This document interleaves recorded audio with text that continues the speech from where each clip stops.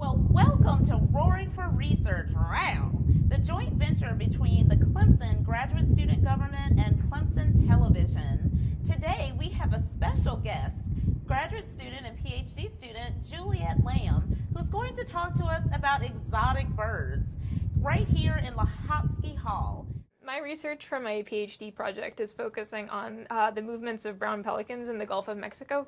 So what we're working on is, first of all, to put GPS transmitters on adult brown pelicans that are nesting at colonies between Florida and Texas. Then to follow them over a period of several years and see where they're going, where they're feeding, where they're spending the winter, whether they're coming back to the same sites year after year to nest. And to also look at things like the levels of contaminants in their blood samples, so whether they're interacting with oil development or any other kinds of heavy metals like mercury in the environment. I started out from college working with harpy eagles was my first field job, so I went to Panama and lived in the rainforest. Oh my gosh. Would not have made it.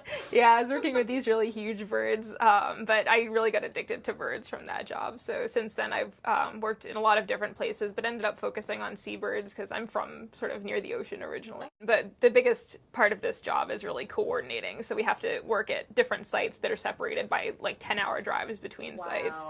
So just figuring out where to be at what times and working with the bird schedules, so being in the right place when the chicks are fledging or when the adults are on the nests is really important.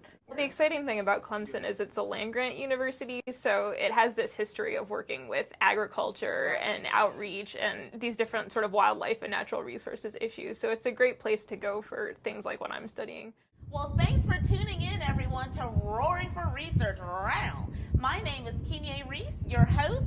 Stay tuned for more episodes coming soon, and go Tigers!